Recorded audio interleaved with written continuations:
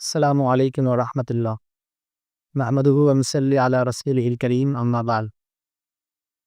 আল্লাহ রাব্বুল আলামিনের শুকরিয়া আদায় করছি যে আমরা আজকে আমাদের ৩ পর্বের আলোচনার প্রথম পর্বে উপস্থিত। আমাদের এই ৩ পর্বের আলোচনায় আমরা খেলাফতে রাশেদার বিভিন্ন বিষয় নিয়ে আলোচনা করব।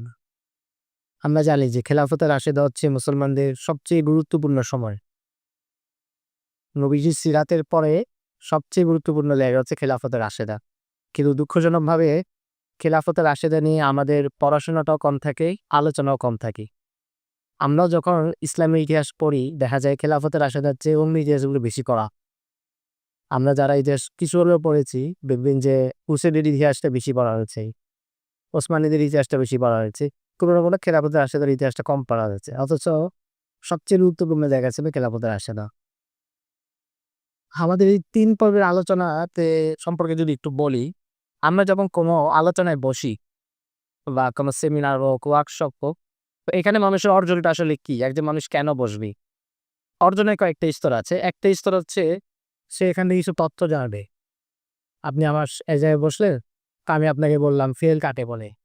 বাংলায় কিয়ামত কাকে বলে? এটা আপনাকে শিখালাম। তো আপনি যে জিনিসটা শিখলেন এটা কি? এটা একটা তথ্য। আপনি আগে হয়তো জানতেন না ফেল কাকে বলে, আলোচনায় বসে সূত্রে ফেল কাকে বলে। এটা হচ্ছে একটা স্তর। আরেকটা স্তর হচ্ছে দক্ষতার স্তর। অর্থাৎ আপনি শুধু ফেলকে চিনেন না, বরং বাক্যের মধ্যে ফেল দেখলে সেখানে চিনেন। সেটা হচ্ছে মুখস্থ বলে দেয়া যে কোন কাজ করাকে ফেল বলে। কিন্তু আপনি বাক্যে দেখে চিনতেছেন না কোনটা ফেল কোনটা ফাইল। যখন আপনি বাক্যে দেখেও এটা চিনতে পারবেন, বাংলা বাক্য দেখে ক্রিয়াপদটা চিনতে পারবেন যেটা ক্রিয়াপদ, তখন আপনার অর্জিত যে তথ্যটা আগে থেকে আপনার কাছে ছিল সেটা দক্ষতায় রূপান্তরিত হয়েছে। এটা হচ্ছে আরেকটা স্কোর অর্জনের। আমি যখন কোথাও বসি কোনো দর্শে, হালাকায়, একটা হচ্ছে তথ্য জানা। তথ্য জানাটা খুবই সাধারণ, কারণ এটা আপনি যেই কোনো জায়গায় তথ্য পেয়ে যাবেন। অনলাইনে খুঁজলে পাবেন, যে কারো কাছে শুনলে পাবেন। তথ্য হচ্ছে বর্তমান পৃথিবীতে তথ্য হচ্ছে সবচেয়ে সহজ। তথ্যের অবাধ প্রবাহ আছে, অনেক মাধ্যম আছে। কিন্তু দক্ষতা সেটা একটু কঠিন স্তর, যে আপনি অর্জিত তথ্যটাকে কাজে লাগান। এরপরে আরেকটা গভীর স্তর আছে, সেটা হচ্ছে দৃষ্টিভঙ্গির পরিবর্তন, এবং এটা হচ্ছে সবচেয়ে গুরুত্বপূর্ণ। এটা কেমন? এটা হচ্ছে যে আপনি আগে না হোক আপনার কাছে ভালো লাগতো না, কিন্তু আপনি ফেলের আলোচনাটা শোনার পরে আপনার কাছে না ওটা ভালো লাগলো। আপনি আগে ব্যাকরণ পছন্দ করতেন না, বা আপনার মনে হতো যে ব্যাকরণটা অপ্রয়োজনীয়, ভাষার জন্য ব্যাকরণ দরকার নেই। কিন্তু কোনো একটা মজলিস বা হালাকায় বসার পরে আপনার উপলব্ধি হলো যে ব্যাকরণটা আসলে দরকার, বা আপনি এখান থেকে পছন্দ করেন, কিংবা আপনি ব্যাকরণ নিয়ে আরো পড়ার জন্য আগ্রহ অনুভব করেন। তার মানে হচ্ছে আপনার দৃষ্টিভঙ্গি আগে যেটা ছিল সেখান থেকে একটু পরিবর্তিত হয়েছে। এটা হচ্ছে সবচেয়ে গুরুত্বপূর্ণ স্তর। কারণ একটা মজলিস বা এলাকা সেটাতে আসলে একজন মানুষকে সবকিছু শিখাতে পারে না। মজলিসের উদ্দেশ্য হচ্ছে যে কিছু দিকে পথ দেখানো, যে এখানেও পথ আছে, চাইলে আমরা সেগুলো অনুসন্ধান করতে পারি।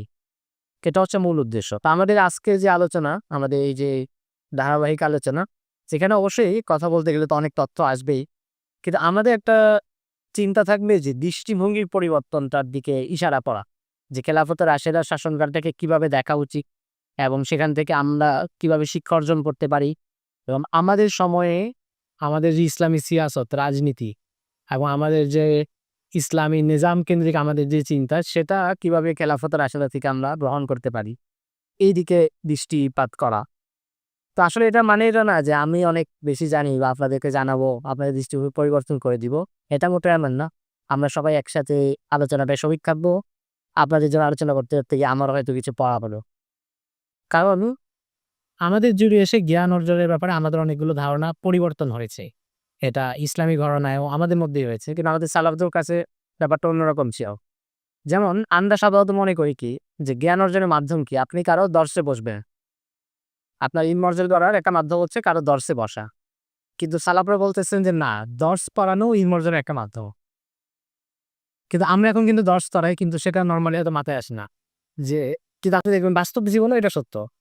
একজন হুজুর যিনি কোথাও দর্শ পড়ান নাই, আর যিনি ৫০ বছর হাদিস করিয়েছেন, কার চিন্তা বেশি?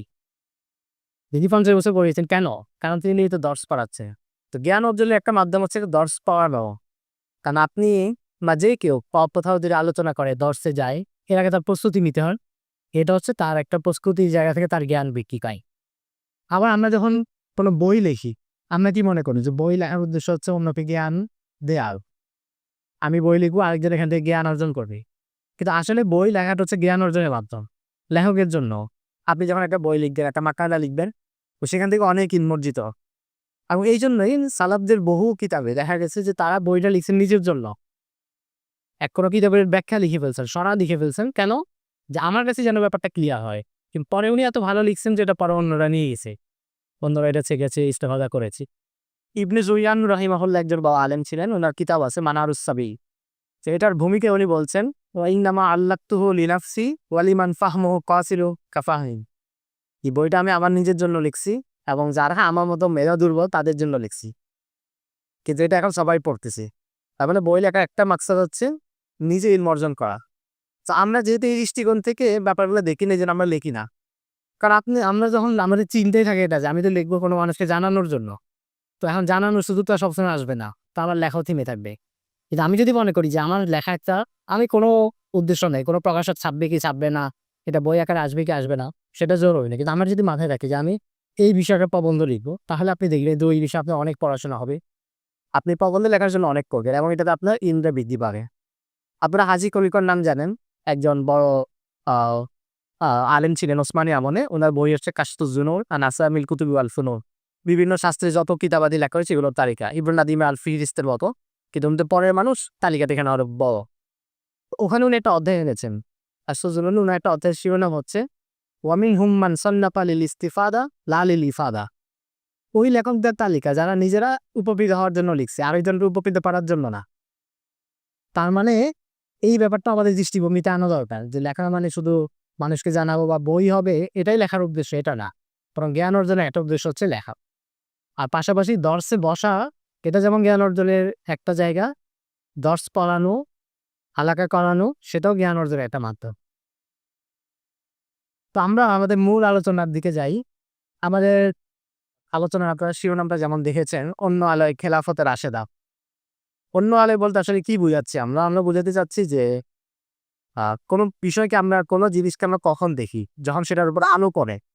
যেখানে অন্ধকার থাকে আমাদের কাছে এগুলো কিছু দৃশ্যমান হবে না। আলো পড়লে দৃশ্যমান হবে। তো খেলাফতের আসলে আমরা যেভাবে দেখি, একটা তো স্বাভাবিক ঘটনা প্রবাহ হিসেবে দেখি। একজন খলিফা হলেন, তিনি কিছুদিন শাসন করলেন, বিজয় অভিযান চালালেন, আবার খলিফা হলেন। এই ঘটনা প্রবাহের দৃষ্টিকোণ থেকে। তা আমরা যাচ্ছি আরেকটু ভিন্নভাবে দেখতে। যেখান থেকে আমাদের শেখার মতো কি আছে। তো এইজন্য আমরা বলতেছি অন্য আলো, মানে আমরা আরেকভাবে আলো ফেলবো। অন্য আলোয় খেলাফতের রাশেদা।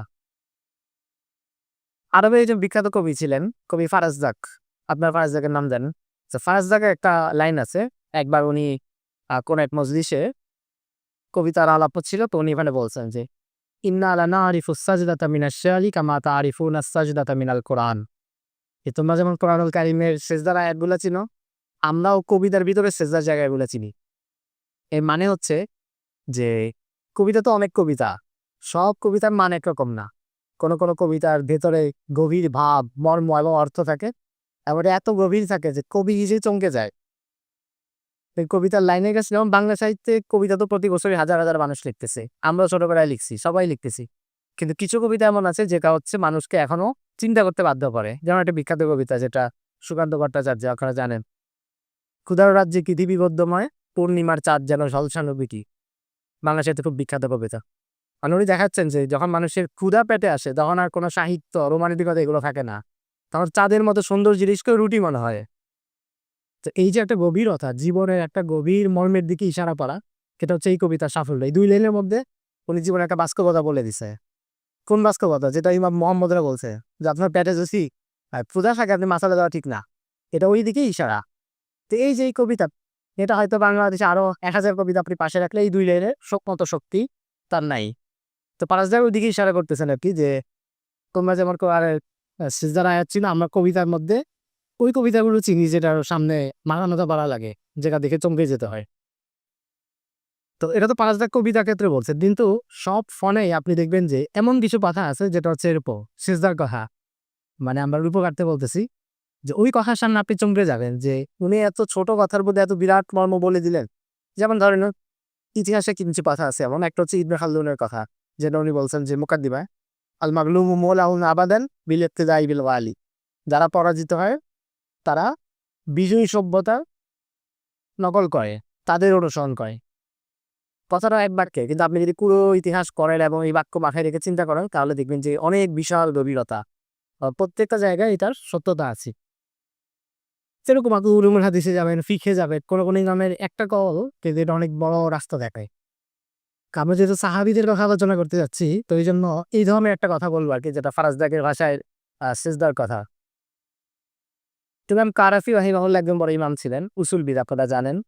তো উনার কিতাব আল ফুরুবি উনি একটা কথা বলছেন সাহাবায়ে কেরাম সম্পর্কে। উনি বলেন যে, লাউলাম ইয়ারকুনি রাসূলুল্লাহি সাল্লাল্লাহু আলাইহি ওয়াসাল্লাম মুআজিজাতান ইল্লা আসহাবাহু লাকাফাহু যালিকা লিইসবাতি নবুওয়াতিহি।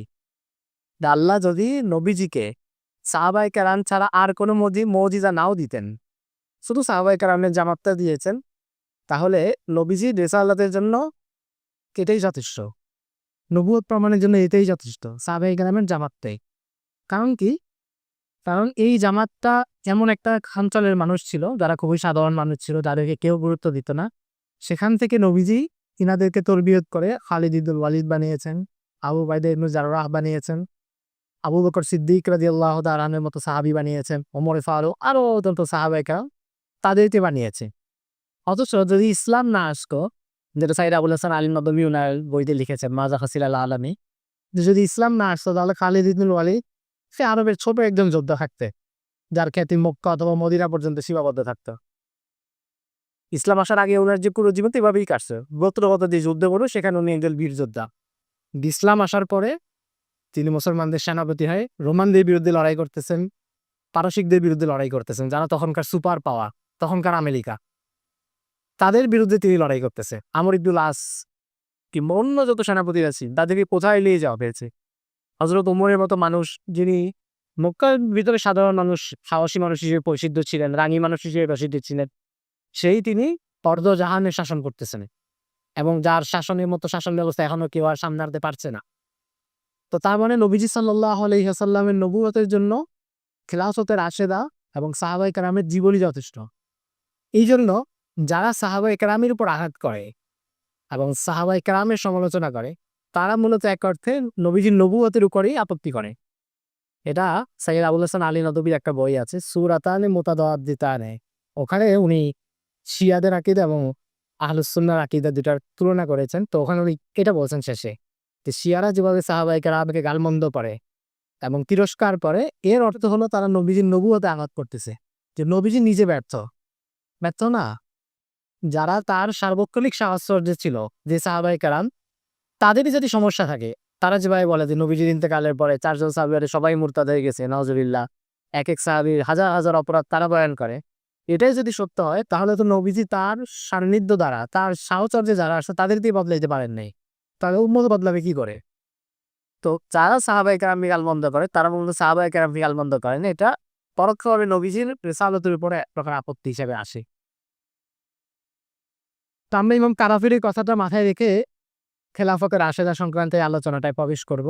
যে এটা এমন একটা জামাতের আলোচনা আমরা করতে যাচ্ছি, যারা হচ্ছেন সাহাবীদের ওই জামাত যাদেরকে নবীজির রিসালাতের জন্য প্রমাণস্বরূপ উপস্থাপন করা যায়, সেই জামাতের মধ্যেও বিশেষ জামাত।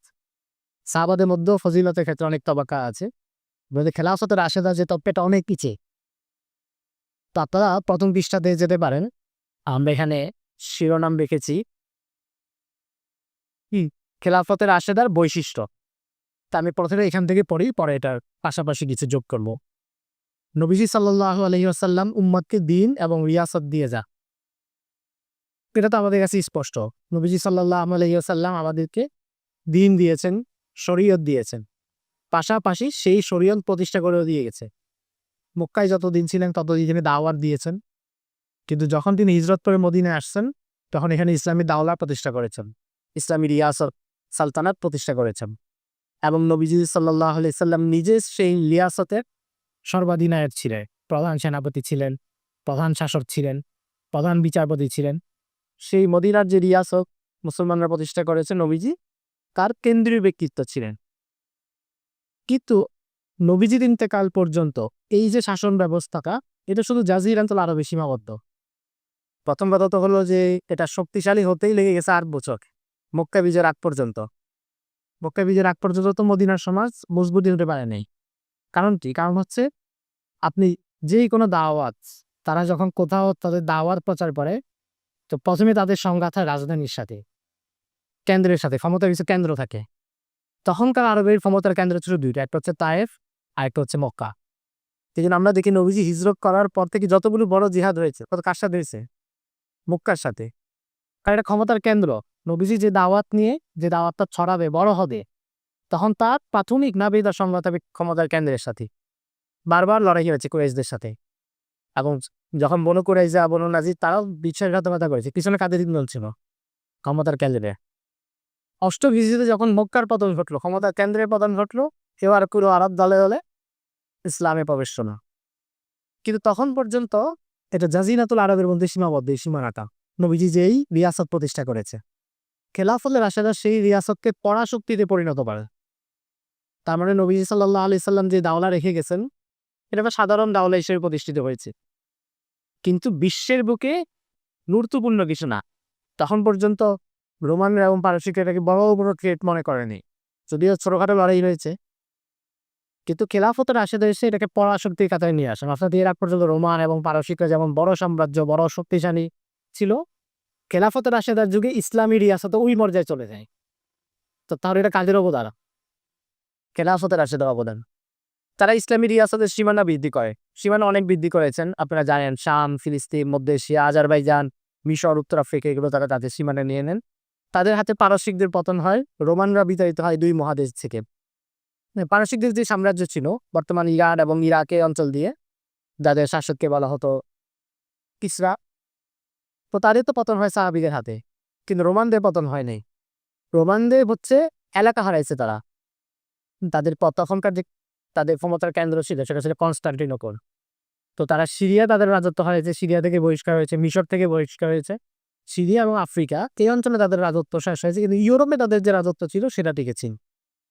এটা একটা জয়ীফ হাদিসে একটা বর্ণনা আছে। নবীজি সাল্লাল্লাহু আলাইহি সাল্লাম একদিন সাহাবীদেরকে বলেছিলেন যে তোমাদের হাতে পারসিকদের পতন করবে, কিন্তু রোমানদের কখনো এমনটা হবে না। তাদের একটা দুর্গের পতন ঘটলে আরেকটা দুর্গ বাজাবে।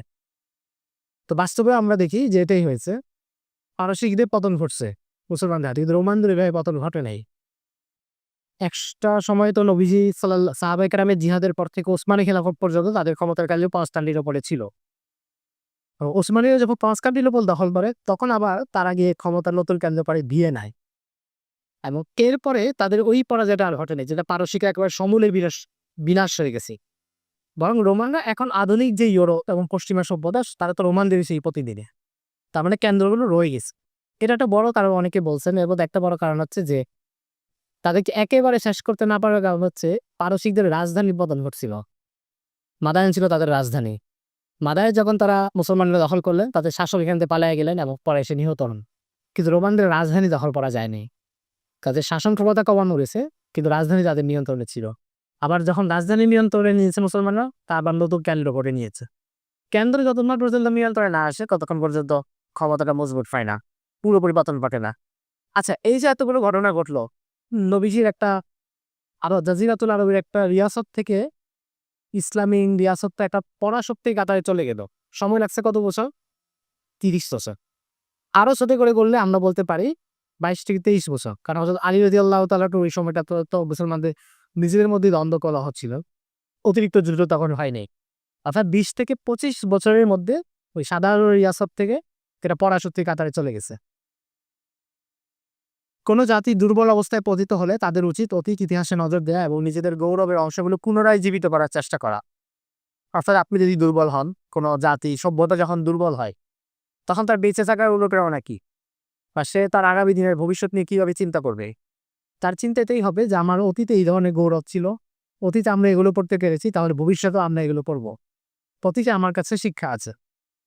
আমাদের ইতিহাসে খেলাফতের রাশেদের অংশটি এমন, যা পুনর্জাগরণ ঘটাতে পারলে আমাদের দুর্বল অবস্থার পরিবর্তন ঘটবে। আমরা যদি খেলাফতের রাশেদার সেই মানহাজকে অবলম্বন করি, সেই ধরনের ব্যক্তিত্ব গড়ে তোলার চেষ্টা করি এবং তাদের সকল নিয়ম নীতিগুলো বাস্তবায়িত করার চেষ্টা করি, তাহলে ইনশাল্লাহ আমাদের এই দুর্বল অবস্থার পরিবর্তন ঘটবে। এবং আমরা দেখেছি গত 1 শতাব্দীতে মুসলিম বিশ্বের যেই জায়গায় কিছুটা হলেও খেলাফতের রাশেদার সেই আদর্শ পুনর্জাগরণ ঘটানোর চেষ্টা করা হয়েছে, তারা অন্যদের চাইতে সম্মানের জীবন পেয়েছে। গত 100 বছরে মুসলমানরা যেখানে খেলাফতের রাশেদা আদর্শের কিছু পুরোপুরি হয়তো সম্ভব হয়নি, কিছু অনুসরণ করার চেষ্টা করেছে, তারা অন্যদের চাইতে সম্মানের জীবন পেয়েছে। খেলাফতের রাশেদের একটা বৈশিষ্ট্য হচ্ছে এটা যে তারা ইসলামের যে সালতানাত এটাকে অনেক বড় করেন। দ্বিতীয় বিষয় হচ্ছে নবীজি ছিলেন ওহীর অধিকারী, ফলে তিনি প্রতিটি কাজে আল্লাহর নির্দেশনা অবলম্বন করতেন। নবীজির জন্য তো বিষয়গুলো অনেক সহজ ছিল, কারণ তাকে আল্লাহ রাব্বুল আলামিন নির্দেশনা দিতেন, কোথাও ভুল হয়ে গেলেও সংশোধন করে দিতেন। কিন্তু নবীজির পরে ওহীর পথ বন্ধ হয়ে গেছে। তাহলে মুসলিম সমাজ তাদের উদ্ভূত রাজনৈতিক, সামাজিক, অর্থনৈতিক বিষয়গুলো কিভাবে পরিচালনা করবে, এই বিষয়ে আদর্শ নমুনা দরকার। একদিকে নবীজির পরে ওহীর পথ বন্ধ হয়ে গেছে, আবার একই দিকে এর পরে সভ্যতা আরো বিকশিত হয়েছে, নতুন নতুন ধারা এসেছে। আগের দিনে অর্থনৈতিক, আপনারা তো ইফতা করতেছেন, আগের দিনে অর্থনৈতিক লেনদেন ছিল একরকম, এখন এটা এত বাড়তেছে, আর এখন তো এমন অবস্থা 20 বছর আগে মাসালা দিয়ে 20 বছর পরে চলতেছে না, প্রতিনিয়ত নতুন নতুন শাখা বাড়তেছে। রাষ্ট্র পরিচালনার ক্ষেত্রে নতুন নতুন বিষয় সামনে আসতেছে, সামাজিক, রাজনৈতিক, অর্থনৈতিক সকল ক্ষেত্রে। এখন একদিকে নবীজি নাই, ওহী নাই, তাহলে এখন নতুন এই বিষয়গুলো যেটা সরাসরি কোনো নির্দেশনা পেছনে নাই, সেটার সমাধান কিভাবে হবে? এটার জন্য একটা নমুনা দরকার। সেই নমুনাই হলো খেলাফতের রাশেদা। খেলাফতের রাশেদা শাসনামলে আমরা দেখি প্রতিটি ক্ষেত্রে তারা নতুন নতুন ইজতিহাদ করে গেছেন, উসুল দিয়ে গেছেন, যা দ্বারা ফকিরা এ সংক্রান্ত বিধিবিধান সংকলন করেছেন। আমরা ইসলামী সিয়াসতের যে আলোচনা দেখি, ইমাম মাওয়ারদি রাহিমাহুল্লাহ কিংবা ইমাম জুয়াইনি রাহিমাহুল্লাহ তাদের কিতাবে যা লিখেছেন, ফিকহের কিতাবে যা আছে, ইসলামী সালতানাত চলার জন্য হুদুদ, কিসাস সংক্রান্ত, বাগীদের বিরুদ্ধে বিধান সংক্রান্ত, বাগীদের স্ত্রীদেরকে কি অমুসলিমদের মতো আচরণ করা হবে, দাসীবাদী বানানো হবে কিনা, তাদের সম্পদকে গনিমতের মান হিসেবে গণ্য করা হবে কিনা, এই যে মাসালাগুলো আমরা দেখি, এটার বড় অংশই কিন্তু খেলাফতের রাশেদা শাসনকাল থেকে ইস্তেহাদ করা হয়েছে, আপনারা জানেন। ও বাগাওয়াতের মাসালা তো বিশেষ করে মুশাহাজারাতে সাহাবার ঘটনা প্রবাহ থেকেই ফকিরা আক্স করেছেন। তো ফলে খেলাফতের রাশেদার শাসনকাল থেকে আমরা এই বিষয়ে নির্দেশনাও পাই এবং এই বিষয়ে উসুলও পাই। এবং এটা তো নবীজি বলেছেন, ফালাইতুম বিসুন্নতি ওয়া সুন্নাতিল খুলাফায়ে রাশিদিন আল মাহদিয়িন আবদু আলাইহা বিন নাওয়াজিজ। তোমাদের উপর আমার সুন্নত এবং খেলাফতের রাশেদার সুন্নত।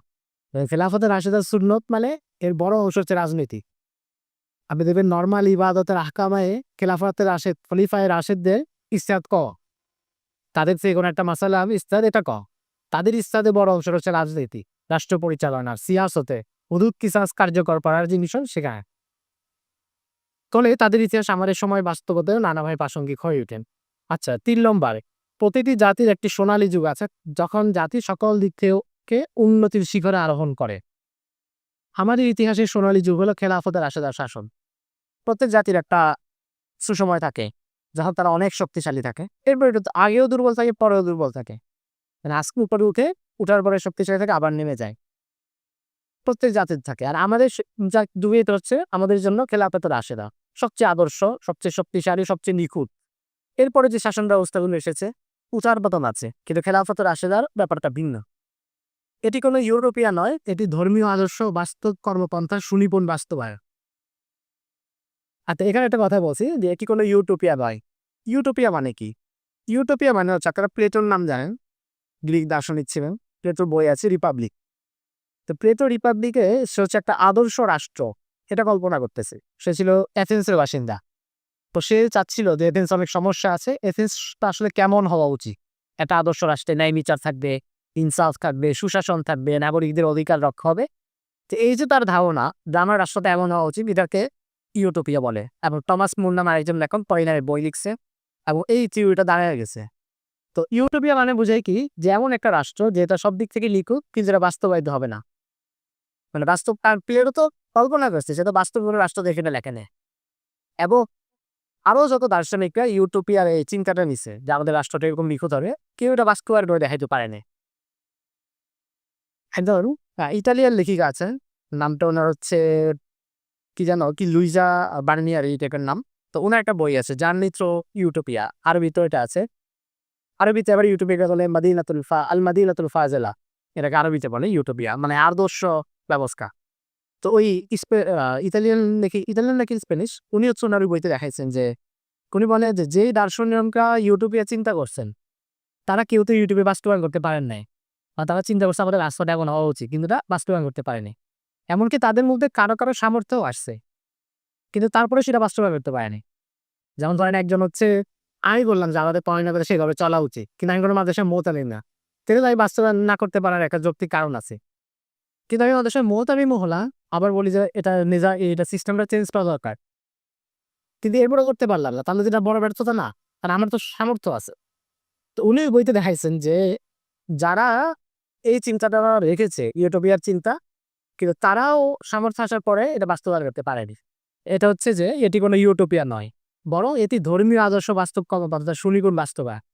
আমরা তাদের ইউটোপিয়ার চিন্তার সাথে আমাদের পার্থক্য কোথায়? আমাদের পার্থক্য হচ্ছে আমরা যে নিখুঁত নিজাম কল্পনা করি সেটা আমরা খেলাফতের রাশেদার সময় বাস্তবায়ন করতে পেরেছি। কথা বুঝতে পেরেছেন? তারা তো কল্পনা করেছে সুশাসন দেখবে, বাস্তবায়ন করতে পারে নাই। আধুনিক সভ্যতা কোনো দেশ এটা বাস্তবায়ন করতে পারেনি। শতভাগ ন্যায় বিচার ইনসাফ, সেটা আধুনিক বিশ্বের কোনো রাষ্ট্র এটা নিয়ন্ত্রণ করতে পারে নাই, শতভাগ নিশ্চিত করতে পারে। কিন্তু খেলাফতের রাশেদা সেটা পেরেছি। কেমন পেরেছি? একদিকে খলিফা কাছে আপনারা জানেন যে ওমর রাদিয়াল্লাহু তাআলার যুগে যখন ইয়ামানের সানা শহরে আপনার যে মিলাকে হত্যা করছি, যখন বিচার ওনার কাছে আসছে উনি সবার হত্যা ফয়সালা করেছি।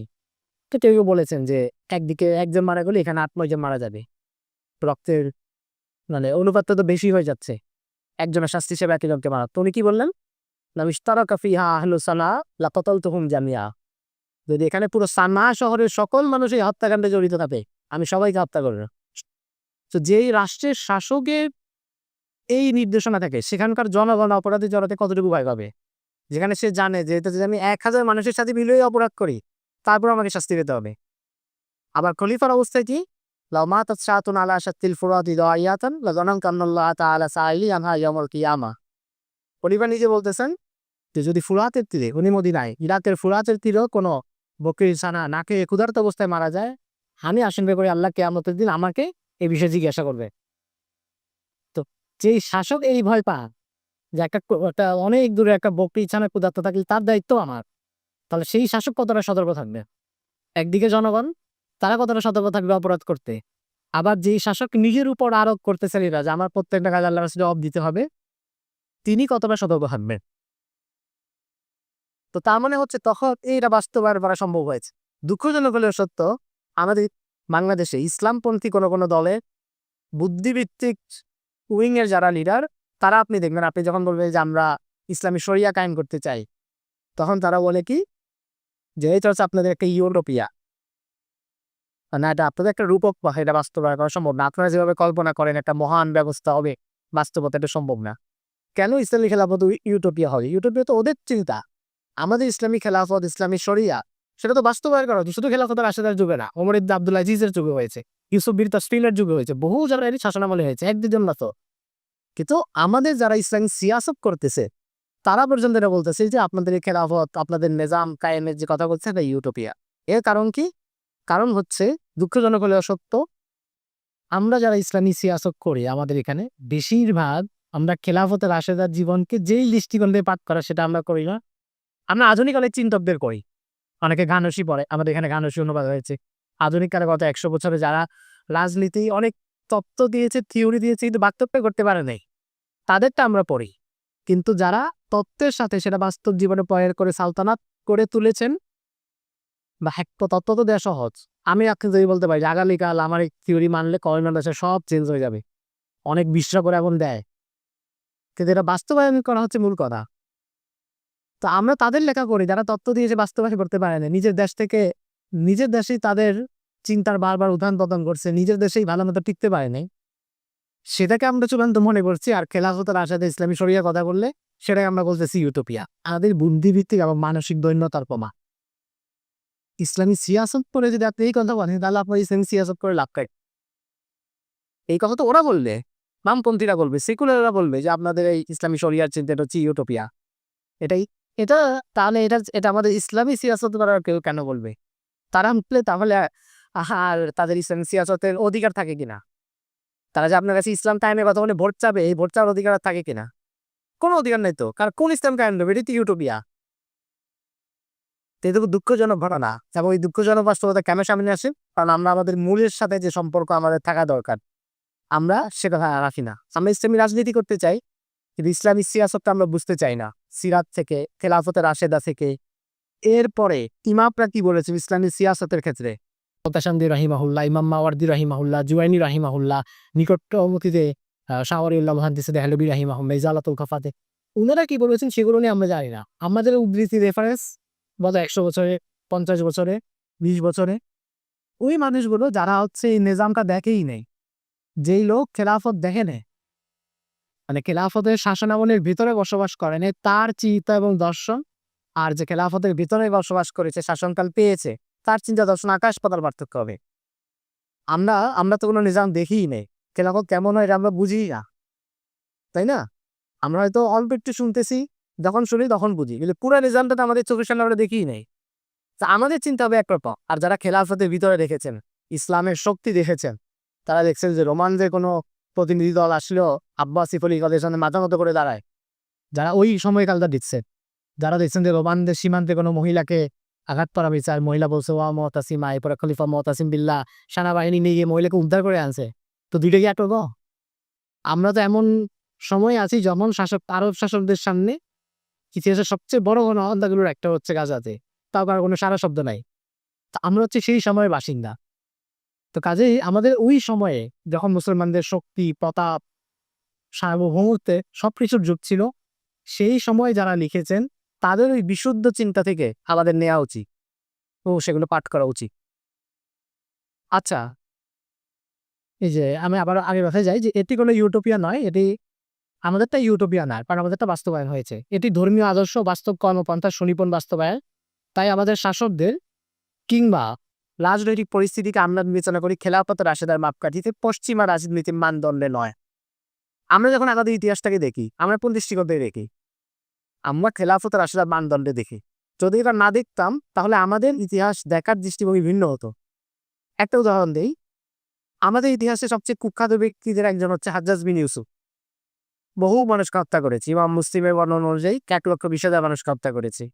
আব্দুল ইবনে ওমরের মৃত্যুতেও তার হাত আছে, তার সেনাদের ছোড়া দিয়েই তিনি আমাকে হয়েছে, বহু দাবিকে হত্যা করেছে। কিন্তু এবং এই মানুষটা আমাদের এখানে এত বেশি ঘৃণিত যে কেউ কেউ আলাপ করছেন যে তাকে কাফের মানে তাকে তাকফির করা যাবে কিনা। যদিও কবিরা গুনার কারণে কেউ কাফের হয় না, কিন্তু এটা নিয়েও কেউ কেউ আলাপ করেছে, মানে তার প্রতি ঘৃণাটা এত বেশি।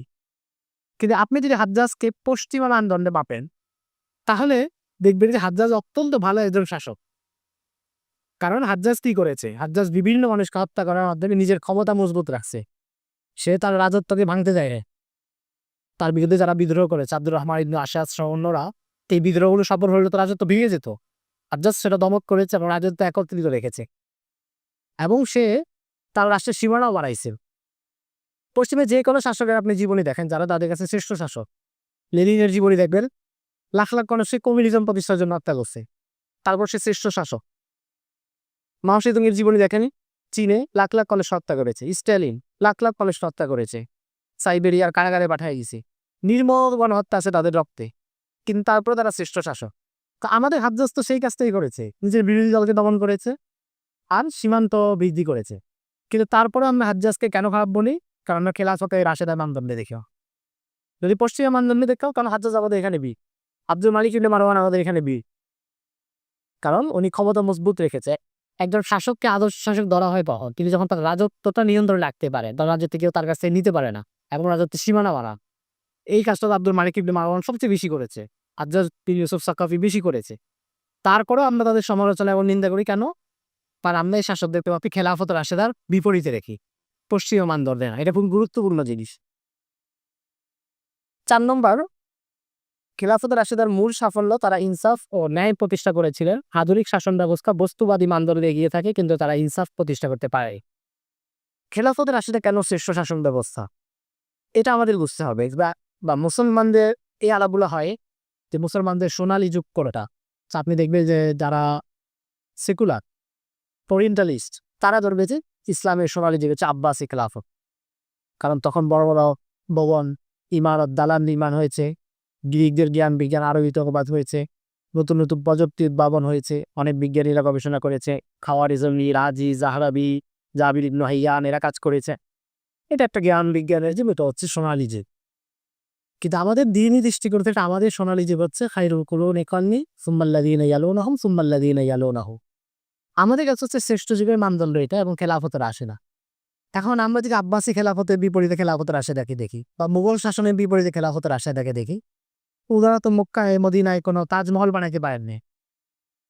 অন্য শাসকরা যে বড় ভবন, ইমারত, দালান, স্মৃতিসৌধ বানিয়েছে, ওনারা এগুলো কিছু বানাতে পারেননি।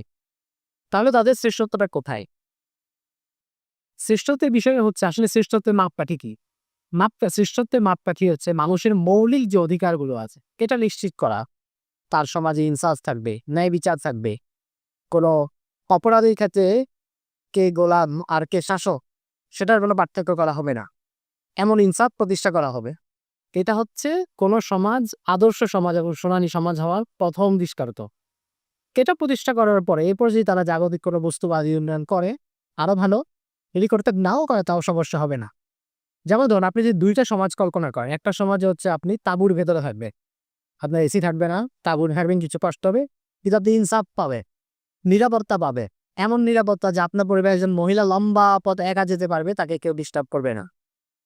এমন নিরাপত্তা পাবেন যে আপনার ঘরে খলিফা এসে রাতে খাবার পৌঁছে দিবে আপনার যদি অভাবে থাকেন। এমন নিরাপত্তা পাবেন যে খলিফা এবং শাসকরা যত দূরে গনিমতের মাল তাদের হাতে আসি, আপনার নির্ধারিত অংশ আপনি পেয়ে যাবে। আপনি জাকাতের হকদার হলে আপনার ভাগ আপনি পেয়ে যাবে। এই হচ্ছে একটা সমাজ। আর আরেকটা সমাজ হচ্ছে আপনি এসিতে থাকবেন, আপনি ভালো দালান কোঠায় থাকবেন, 5 স্টার হোটেলের মতো আবাসন আরামে থাকবে, কিন্তু আপনার জীবনে কোনো নিরাপত্তা থাকবে না। আপনাকে রাস্তাঘাটে যে কেউ এসে খুন করবে, এই কোনো বিচার হবে না। মামলা 40, 50, 100 বছর চলবে। তো এই মামলা পরিচালনা করতে গিয়ে আপনার আত্মীয় স্বজন সবাই আইনজীবী হয়ে যাবে, কিন্তু আপনার বিচার হবে না। আপনার সামাজিক সম্মান যে কেউ লঙ্ঘন করতে পারবে, যে কেউ ইচ্ছা হলে আপনার বিরুদ্ধে ফেসবুকে যে কোনো কথা বলে দিতে পারবে, মানুষ বিশ্বাস করবে, তদন্ত করবে না। এবং আপনি মৌলিক অধিকার যেটা আপনার সেটা পাবেন না। আপনার পরিবারের মহিলাদের পর্দা করে কোথাও যাবেন, একজন খারাপ কথা বলার সাহস করবে। আরো বহু সমস্যা। আপনি কোন সমাজে থাকতে যাবেন? যে সমাজ তাঁবুর সমাজ, আর সেখানে আপনি যে মানুষ, মানুষ হিসেবে আপনার যে ব্যক্তিত্ব, আপনার যে সম্মান, সেগুলো টিকে থাকি। খেলাফতের আশাদ হচ্ছে ওই সমাজ যাদের খলিফা খেজুর বাগানে ছিলেন, কিন্তু তিনি সমাজের মানুষের নিরাপত্তা, নিজের নিরাপত্তা চাইতে বেশি নিশ্চিত করেছেন। খলিফাদের নিরাপত্তা এত দুর্বল ছিল যে মসজিদের পেছনে কাতারতে দিয়ে সে খলিফাকে হত্যা করতে পেরেছে, আবু লুলু ফিরোজ যেটা করেছে। কিন্তু সমাজের মানুষের নিরাপত্তা সর্বোচ্চ ছিল। সমাজের মানুষের মধ্যে কে হত্যা করবে এই সাহস খুব কম মানুষের মধ্যে, কারণ যখনই কেউ অপরাধ করতো বিচার নিশ্চিত করা হতো। ইনসাই যাকে প্রথম বিচারপতি নিয়োগ দেওয়া হয়, সুলাইমান ইবনে রবিআহ, উনার কাছে একরম গেল, তো সে বলল যে আমি টানা 40 দিন উনার বাসায় গেছি, মামলা করতে কাউকে আসতে দেখিনি। সমাজে অপরাধ নাই, সমস্যা নেই, মামলা করতে আসতেছে না। তো এটা হচ্ছে ইনসাফ এবং ন্যায়ের প্রতিষ্ঠা করা। আর বস্তুবাদী দৃষ্টিকোণ থেকে আপনি কোনো স্বৈরাচারের অধীনে থাকলে এবার আপনার পদ্মাসিত হলো, অথবা আপনি আচ্ছা মেট্রোরে যেতে পারে, কিন্তু আপনি যে স্বৈরাচারের অধীনে আছেন, আপনি যে রাতের বেলা চলতে গেলে ভয় পেয়ে যান, সাদা মাইক্রোবাস দেখলেও যে আপনাকে আল্লাহ না করে কোথায় নিয়ে যায়, আপনি দুইটার সাথে কল্পনা করেন। এক সমাজে আপনার মেট্রো রেল নাই, পদ্মা সেতু নাই, আপনার নিরাপত্তা আছে, আপনি নিশ্চিত রাত 2টা বাজে ঘরে ফিরতে পারে। আর এই সমাজ এটা যেখানে আপনি দিনের বেলাও নিরাপদ না, নিজের ঘরেও নিরাপদ না, আপনি কোনো নির্দোষ হলে আপনি নিজেকে নিয়ে চিন্তা ফেলেন যে কেউ আপনাকে যে কোনো মামলায় ফাঁসিয়ে দিতে পারে। তাহলে দুইটার মধ্যে আপনি কোনটাকে প্রাধান্য দিয়ে? তো খেলাফতের রাশিদাকে যখন আমরা বিবেচনা করি, তখন এটা হচ্ছে তার মূল স্পিডটা বিবেচনা করা উচিত, যে তারা ইনসাফ, মানুষের অধিকার, সুশাসন, নাগরিকদের অধিকার, শুধু মুসলমান না অমুসলমানদের অধিকারও তারা সর্বোচ্চ নিশ্চিত করেছে। জিম্মি যারা ছিল তাদের অধিকারও তারা সর্বোচ্চ নিশ্চিত করেছে। এই জন্য আপনারা আগেও বলছিলাম এখানে যে আমেরিকার কলম্বিয়া ইউনিভার্সিটির একজন প্রফেসর আছেন, ওয়াইল হাল্লাক। তো উনি খ্রিস্টান।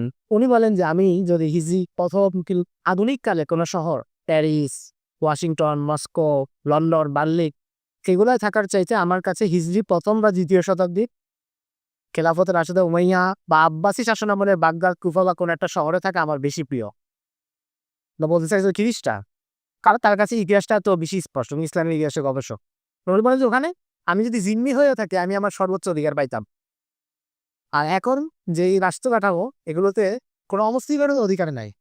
পশ্চিমা যে রাষ্ট্র ব্যবস্থা, সেখানে যে খ্রিস্টানদের, মুসলমানরা খ্রিস্টানদের শতভাগ অধিকার, এমনও তো না।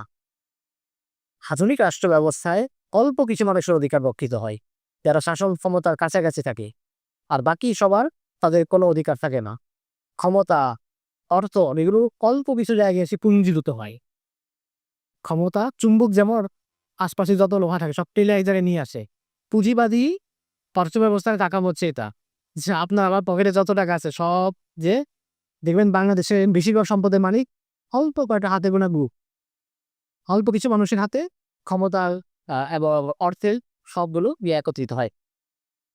আচ্ছা, আমরা বৈশিষ্ট্যগুলো বলতেছিলাম, 4টা বৈশিষ্ট্য বললাম। 5 নম্বর, খেলাফতের রাশেদের শাসনকাল থেকে আমাদের কি কি বিষয় শেখার আছে? আসলে তো শেখার আছে অনেক কিছুই, এবং প্রত্যেক খলিফার জীবন, তাদের ব্যক্তিগত জীবন, ব্যক্তিগত আখলাক, এগুলো দিকেও শেখার অনেক কিছু আছে। কিন্তু আমরা যদি মোটা দাগে বলি, বা আমরা এই ধারাবাহিক আলোচনায় যেগুলো নিয়ে আলোচনা করবো সেখান থেকে বলি, তাহলে আমাদের 4টা বিষয় শেখার আছে। একটা হচ্ছে ইসলামের রাজনৈতিক ব্যবস্থা। আমরা শুরুতে যেটা কিছুটা আলোচনা করেছি, এটা আমরা বিস্তারিত আলোচনা করবো পরে। ইসলামের রাজনৈতিক ব্যবস্থাটা কেমন, এটা একটা ধারণা আমরা খেলাফতের আশেপাশ থেকে পাবো। ইসলামের সামাজিক ব্যবস্থা, সমাজে মানুষের শ্রেণীবিন্যাস, নাগরিকদের জীবন, এগুলো কেমন, এটা একটা ধারণা।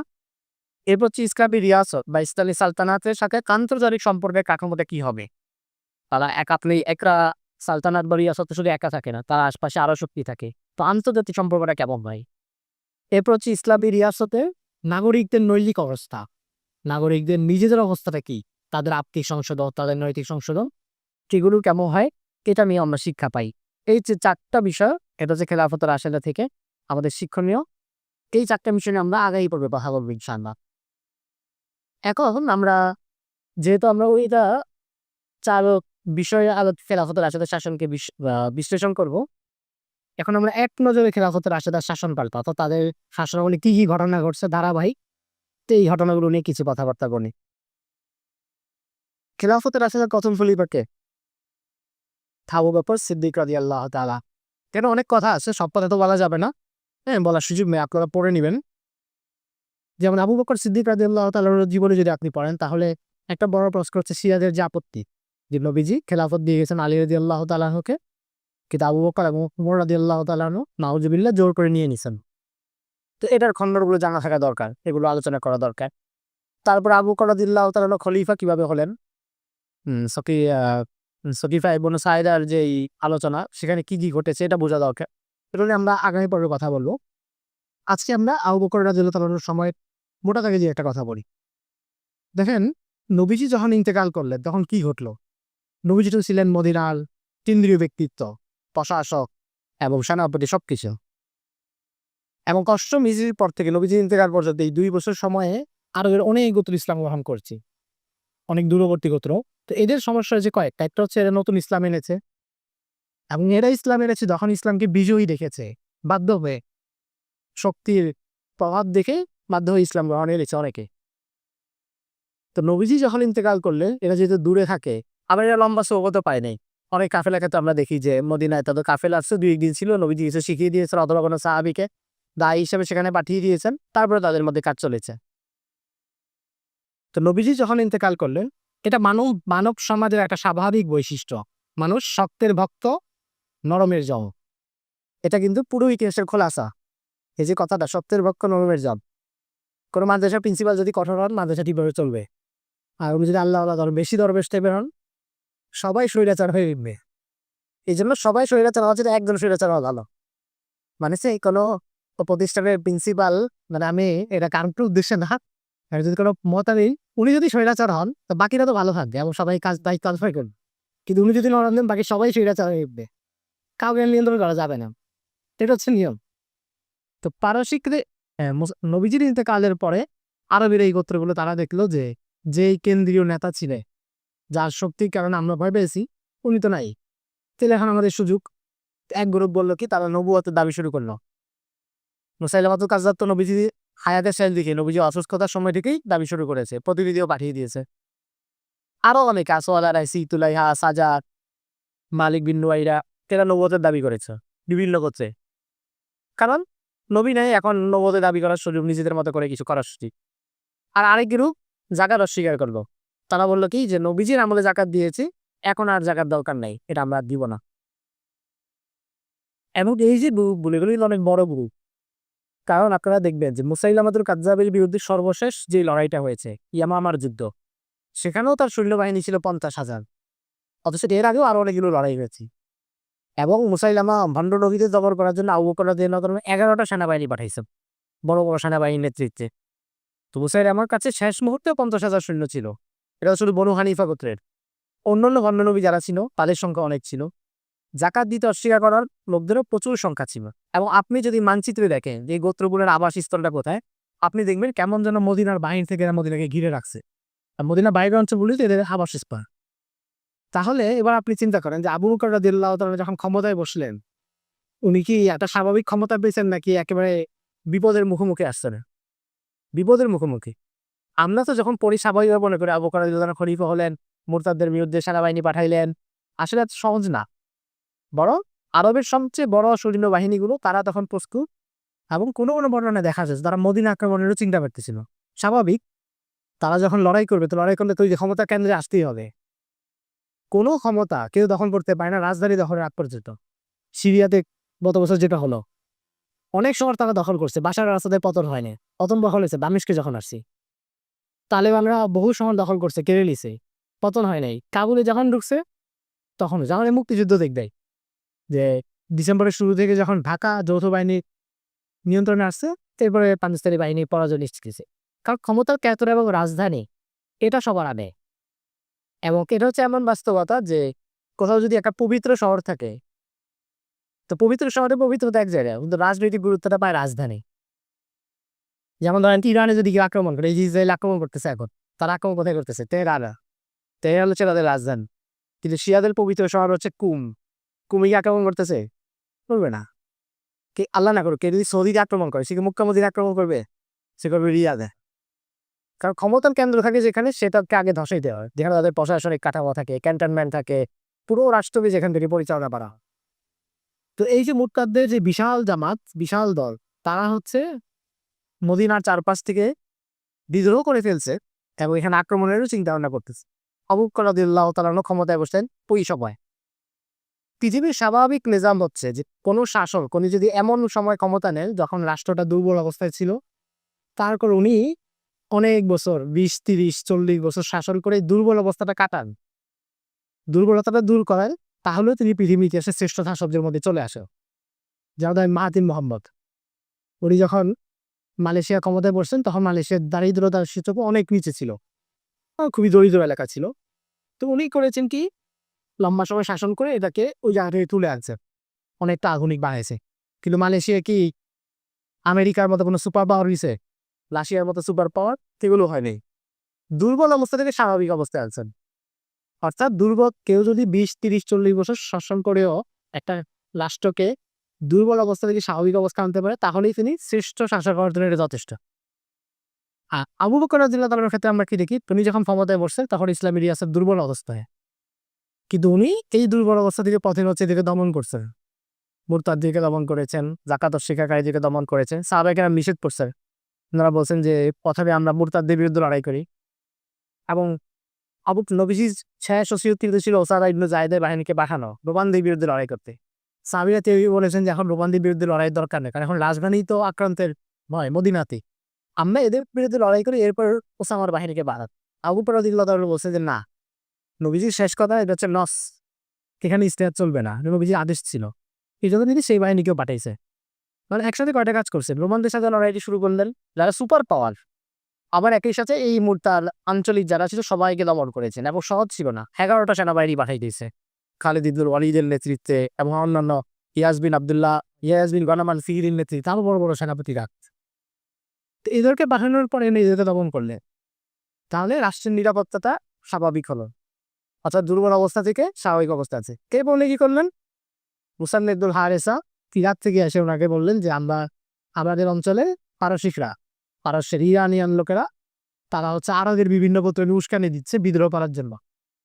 তো আমরা তাদের বিরুদ্ধে লড়তেছি, আমরা মুসলিমরা, আপনি আমাদেরকে সাহায্য করেন, সেনা সাহায্য পাঠাও। তখন আবু বকর রাদিয়াল্লাহু তাআলা মুসান্নেদুল হারেসাকে খালিদ ইবনে ওয়ালিদের নেতৃত্বে সেনাবাহিনী পাঠালেন। শুরু হয়ে গেল পারস্যিকদের সাথে যুদ্ধ। এরপরে তিনি রোমানদের বিরুদ্ধে যুদ্ধের সূচনা করলেন, 5টা সেনাবাহিনী পাঠালেন সিরিয়ার উদ্দেশ্যে। তার মানে দেখেন পরিবর্তনটা কি হলো, উনি যখন ক্ষমতায় বসছেন রাষ্ট্র ছিল দুর্বল জায়গায়, উনি রাষ্ট্রের নিরাপত্তা রিয়াসতের নিরাপত্তা নিশ্চিত করেছেন এরপরে সেনাবাহিনী পাঠিয়ে পরাশক্তির বিরুদ্ধে লড়া শুরু করছে। পার্থক্য বুঝতে পারছেন? দুর্বল অবস্থা থেকে স্বাভাবিক অবস্থায় এনেই ক্ষান্ত হন নাই, বরং পরাশক্তি কাতারে নিয়ে গেছেন ক্ষমতাটাকে। এবং একসাথে দুই পরাশক্তির বিরুদ্ধে লড়তেছেন, রোমানদের এবং পারসিকদের। আবু বকর রাদিয়াল্লাহু তাআলা আনহু দুর্বল দেশের জায়গা থেকে দুই সুপার পাওয়ারের সাথে একসাথে লড়াই করতেছে। মানে যদি কেউ এখন একই সাথে আমেরিকার সাথেও লড়বে, রাশিয়ার সাথেও লড়বে, বা চীনের সাথেও লড়বে, এটা যেটা হয় আবু বকর রাদিয়াল্লাহু সেটা সূচনা করেছে। দুই সুপার পাওয়ারের বিরুদ্ধে একসাথে লড়েছে। এবং লড়েছেন কিভাবে? আমি কয়েকদিন আগে একটা বই পড়তেছিলাম, তো ওখানে একটা লাইন দেখলাম, লিখছেন যে সাহাবীরা দরবেশ ছিলেন না। দরবেশ ছিলেন না বলতে উনি এটা বুঝাইছে যে ওনারা দুনিয়া বিমুখ, দুনিয়ার কৌশল বুঝেন না, হিকমা বুঝেন না, এমন ছিলেন না। আপনারা দেখবেন ফুতুহুস শাম, ফুতুহুল ইরাক, এটা কিন্তু পড়ার একটা বিষয়। আমাদের সিলেবাস আসলে এগুলো যেভাবে আছে, এগুলো থেকে আমরা অনেক কিছু হাসিল করতে পারি না। কিন্তু আমি আপনাদেরকে অনুরোধ করবো যে ভালো কয়েকজন লেখকের লেখা পড়বেন। একজন হচ্ছেন বাসসাম আসালি, ওনার বই হচ্ছে ফান্নুল হারবিল ইসলামী, ইসলামী যুদ্ধের কৌশলগুলো কিছু। মানে শুধু ঘটনা না, এতজন মারা গেলে এতজন মারা গেলে এটা না, মারা গেল কিভাবে, জয়লাভ করলো কিভাবে। ফান্নুল বাসসাম আসালি একজন। আর যে হচ্ছে মাহমুদ শীদ কাপ্তাব, তারও অনেকগুলো বই আছে। ফাদাতুল ফাতিল ইসলাম একটা সিরিজ আছে, এটা পড়ে। আর সবচেয়ে ভালো হয় যদি একজনের পড়েন, একাধিক না পড়ে যদি একজন পড়তে চান, তাহলে আহমদ আদিল কামাল একজন আছেন, আত-তারিক ইলাল মাদায়েন, আত-তারিক ইলাশ শাম, এই ধরনের তার বই আছে। অসাধারণ বই। এবং সেখানে আপনি দেখবেন যে সাহাবীদের কৌশলগুলো কি ছিল, কিভাবে তারা অল্প সৈন্য নিয়েও এই বাহিনীগুলোকে পরাজিত করতে পারছেন। তাদের যুদ্ধ কৌশল ছিল ওই যুগের সবচেয়ে আধুনিক যুদ্ধ কৌশল। এমন না 10 জন মানুষকে নামায় দিল মদিনায় এসে। আমরা তো মানে যখন আমরা ঘটনা বলি আলাদা মনে হয় কি যে মদিনা মসজিদে নববীতে এলান হচ্ছে কায়বারা সেনাবাহিনীকে যোগ দিবে, নাম লেখানো হয়েছে, সেনাবাহিনী পাঠায় হয়েছে, ব্যাপারটা এমন না।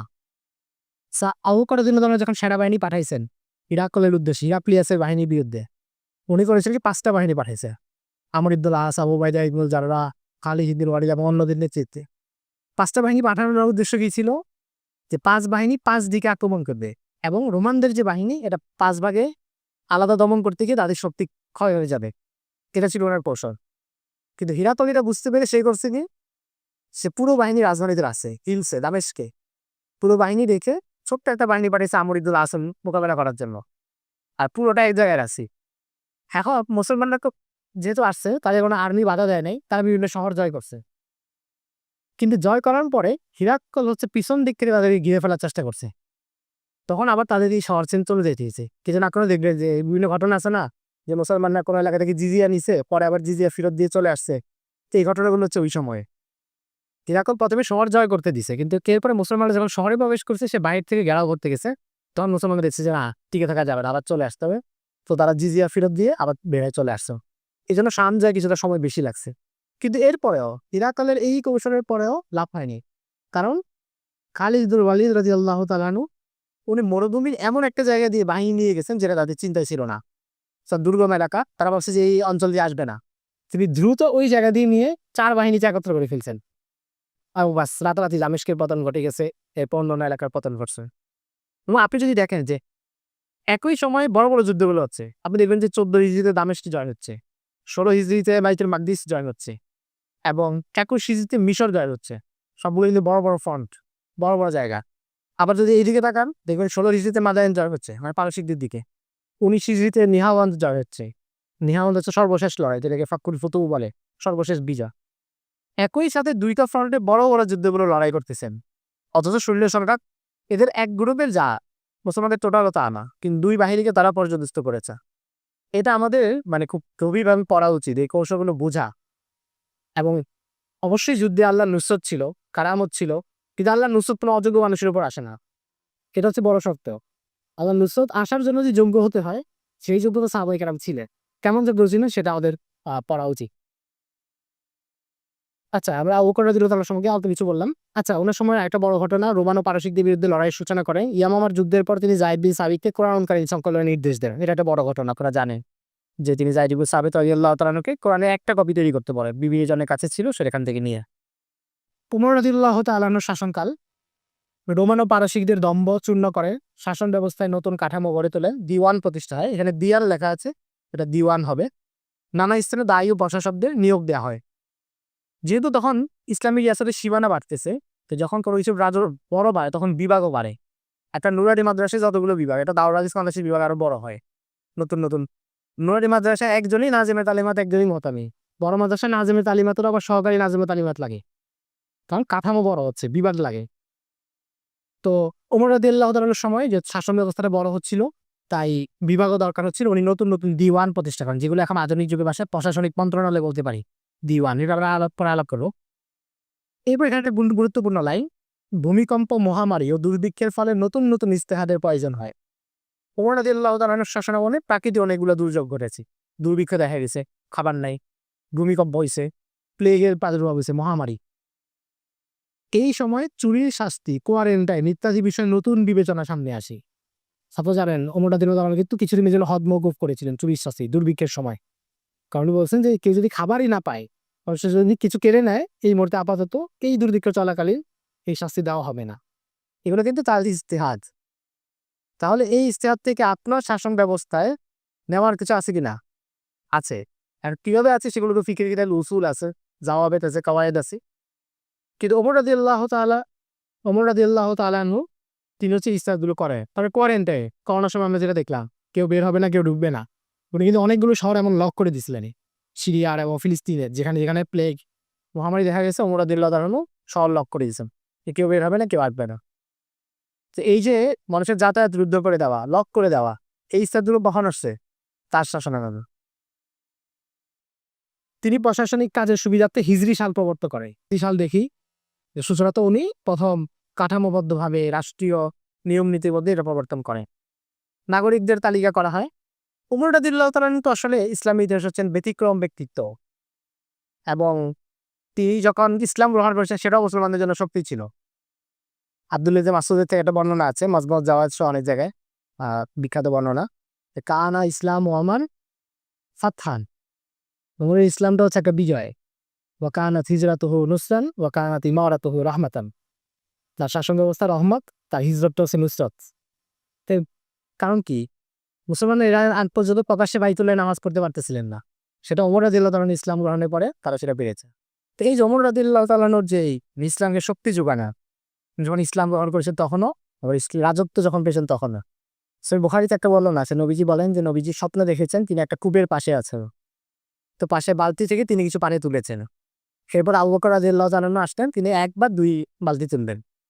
এরপর ওমর রাদিয়াল্লাহু তাআলা আসলেন এবং তিনি শক্তিশালী মানুষ অনেক পানি তুললেন। তো এটার ব্যাখ্যায় মুহাদ্দিসিনে কেরাম বলেছেন যে এটা হযরত ওমরের শাসন ক্ষমতার দিকে ইঙ্গিত, শক্তিশালী শাসন, লম্বা সম। এবং হযরত ওমর রাদিয়াল্লাহু তাআলার যে ইজতিহাদগুলো, এটাও কিন্তু অন্যরকম, অন্য মাত্রার। হযরত ওমরের যে চিন্তা, ওই যে হাদিস আছে না সহিহ মুসলিমে, লাকাদ কানা ফীমা ক্বাবলাকুম মিনাল উমামি মুহাদ্দিসুন ফাইয়াকু মিন উম্মতি ফাইন্নাহু উমার।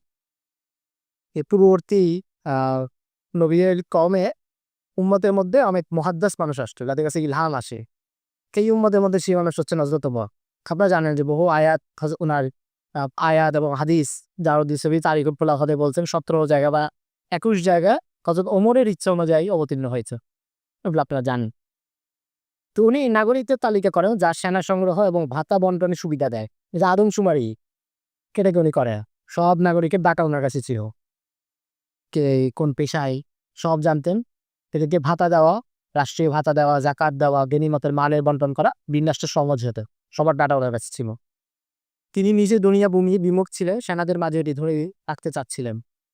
ওমর রাদিয়াল্লাহু তাআলা সব সাহাবী তো জায়েদ ছিলেন, তো উনি এটা অনেক বেশি করতেন, এবং বিশেষ করে সেনাবাহিনী, প্রশাসক, তারা কেউ ক্ষমতার লোভে জড়িয়ে যাচ্ছে কিনা এটা নিয়ে খুব চিন্তিত থাকতেন।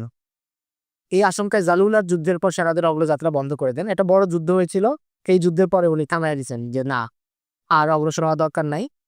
কারণ 16 হিজরিতে এটা পারস্যদের বিরুদ্ধে লড়াইয়ের সময় উনি বলছে যে আর অগ্রসর হওয়ার দরকার নেই, কারণ অনেক ধন সম্পদ আসছে, এখন মুসলমানরা এটাতে বেশি লিপ্ত হয়ে যাবে। তো পরে দেখা গেল কি যে বিদ্রোহ হচ্ছে বিভিন্ন শহরে, কারণ তাদের সম্রাট তখনও মারা যায়নি, সম্রাট দূরে আছে, ফোন কলে ভিডিও কলে উস্কানি দিচ্ছে। তো ওই উস্কানির কারণে এই লড়াইগুলো চলতেছে। তখন আহনাফ ইবনে কায়েস, বিখ্যাত তাবেঈ, কোন ওমর রাদিয়াল্লাহু তাআলা বললেন যে খবর, তোমাদের এখানে তো বিদ্রোহ হচ্ছে কেন, তোমরা কি ন্যায় বিচার পাও না, ইনসাফ পাও না? তো উনি বললেন যে না খলিফা, আপনি আমাদেরকে থামতে বলছেন, কিন্তু তাদের ক্ষমতা কেন্দ্র, তাদের যে মানুষটি স্পিড পায় কিছু জায়গা থেকে, নেতার কাছ থেকে, তাদের নেতা তো জীবিত, সেই গোপনে এদেরকে উস্কানি দেয়। তখন ওমর রাদিয়াল্লাহু তাআলা বললেন তাহলে আবার যুদ্ধ শুরু করো, এরপর ইয়াজদের ইরাদকে পরাজিত করা হয় নিহাওয়ানদের যুদ্ধে। এরপর সে পালাতে গিয়ে গ্রেফতার হয় এবং নিহত হয়। ইরাকের সাওয়াদ অঞ্চলের বিপুল জমি সেনাদের মাঝে ভাগ না করে রাষ্ট্রের নিয়ন্ত্রণে রাখে। দেখেন এটা কত বড় একটা হেকমত। ইরাকের একটা বিরাট এলাকা যখন জয় হলো, সাওয়াদ এলাকার প্রচুর জমি মুসলমানদের হাতে আসছে, তো স্বাভাবিকভাবে গনিমতের ভাগ হবে। ওমর রাদিয়াল্লাহু তাআলা বললেন যে না, এটা রাষ্ট্রের মালিকানা জানি। সাহাবী অনেকে বললেন যে এটা এদেরকে ভাগ করে দেওয়া হোক। উনি বললেন যে না, কেন? উনি বললেন যে এখানে এত পরিমাণ জমি, কিন্তু জিহাদ যেহেতু ছিল অল্প কিছু সেনা, এদের মাঝে যদি ভাগ ভাগ করে দেওয়া হয় তো রাতারাতি এরা অনেক বেশি বড়লোক হয়ে যাবে এবং সাধারণ মানুষের মধ্যে এদের তফাৎ হয়ে যাবে। এই যে এখন আমাদের সমাজে যেটা হচ্ছে, এক গ্রুপের হাতে অনেক টাকা, আরেক গ্রুপের হাতে কিছুই নেই। উনি বললেন যে না, এই স্তর পারা যাবে না। এই জন্য জমি তিনি ইসলামী বাইতুল মালের নিয়ন্ত্রণে রেখে দেন। উসমান রাদিয়াল্লাহু তাআলা আনহু এই সময় মুসলমানদের নতুন প্রজন্ম সক্রিয় হয়। এটা একটা গুরুত্বপূর্ণ বিষয়ে আমাদের বোঝা উচিত। তা উসমান রাদিয়াল্লাহু তাআলা আনহু যখন শাসনকালটা, আবু বকর রাদিয়াল্লাহু তাআলা আনহু তো ২ মাস, উমর রাদিয়াল্লাহু তাআলা আনহু ১০ বছর ৬ মাস, কে পরে আসছেন? উসমান রাদিয়াল্লাহু তাআলা আনহু শাসনকাল। তাদের কত বছর পরে? অবশ্যই মোটামুটি ১২ বছর পরে। তাহলে চিন্তা করো, নবীজির ইন্তেকালের পরে যারা জন্মগ্রহণ করেছে এবং উসমান রাদিয়াল্লাহু তাআলা শাসন করেছেন প্রায় ১২-১৩ বছর। তাহলে নবীজির এবং তাহলে উসমান রাদিয়াল্লাহু আনহু শেষ সময় পর্যন্ত আপনি যদি ধরেন ২০ বছর একটা সময়কাল নবীজির ইন্তেকালের পর থেকে। তাহলে নবীজির ইন্তেকালের পরে মুসলিম সমাজে যারা জন্মগ্রহণ করেছে তাদের বয়স তখন কত? ১৮, ১৯, ২০। মানে সক্রিয় একটা নতুন প্রজন্ম, যেটা হচ্ছে ওমরের যুগে ছিল না, এটা উসমান রাদিয়াল্লাহু তাআলার যুগে আসতেছে।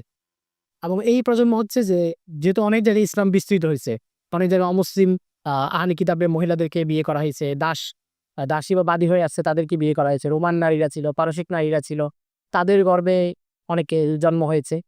এবং সব পরিবারে সমান দিনদারিতা ছিল না, সবাই খুব গভীরভাবে ইসলাম গ্রহণ করেছে এমনও না। ফলে এই প্রজন্মের অনেকের তরবিয়তে কিছুটা সমস্যা ছিল।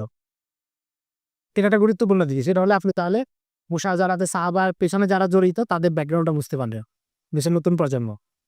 পাশাপাশি ইসলামী রিয়াসতের অর্থনৈতিক সমৃদ্ধি অনেক বৃদ্ধি পায়, যে তত তোমার যুগে দীর্ঘ প্রচুর সম্পদ অর্জন হয়েছে। তো এখানে এত প্রচুর টাকা পয়সা ছিল, মানে আগের চাইতে অর্থনৈতিক স্বাবলম্বিতা অনেক বেশি ছিল। তিনি প্রশাসন হযরত ওমরের রীতিনীতি বহাল রাখেন। আজারবাইজান, ককেশাস ও কাস্পিয়ান সাগরে মুসলিম বাহিনী অভিযান চালায়। হযরত ওসমানের সময়ে সামরিক অভিযান চলেছে অনেক জায়গায়, এই অঞ্চলগুলো জয় হয়েছে। এবং সবচেয়ে গুরুত্বপূর্ণ ঘটনা, তখন মুসলমানদের প্রথম নৌবাহিনী গঠন হয়। এর পর্যন্ত মুসলমানদের নৌবাহিনী ছিল না। মুআবিয়া রাদিয়াল্লাহু তাআলা যখন সিরিয়ার গভর্নর হন, তিনি ওমর রাদিয়াল্লাহু তাআলার কাছে অনুমতি চাইছেন নৌবাহিনী গঠনের জন্য। ওমর রাদিয়াল্লাহু তাআলা অনুমতি দেননি। তিনি বলেছেন আমরা যে আরবের মানুষ, মরু অঞ্চলের মানুষ, সাগর অপরিচিত, দুর্ঘটনা ঘটতে পারে, উনি অনুমতি দেননি। কিন্তু পরে যখন ওসমান রাদিয়াল্লাহু তাআলার কাছে অনুমতি চাওয়া হয়, উনি অনুমতি দিয়ে দিয়েছেন। এবং এই অনুমতির কারণেই লড়াই হয় এবং মুআবিয়া রাদিয়াল্লাহু তাআলা সাইপ্রাস জয় করেন এবং জাহাতুস সাওয়ারি একটা বিখ্যাত যুদ্ধ হয়। ওই যুদ্ধে রোমান সম্রাট হিরাকল, যে হাদিসে যা কথা আছে, হিরাক্লিয়াসের ছেলে ছিল কনস্টান্টিন। কনস্টান্টিনও মুসলমানদের হাতে আহত হয়। অবশ্য রোমানরা আগে থেকেই নৌবাহিনী ছিল আর মুসলমানরা নতুন নৌবাহিনী তৈরি করেছে, কিন্তু তারপরেও তারা এটা শক্ত রাখা খেয়েছে মুসলমানদের হাতে।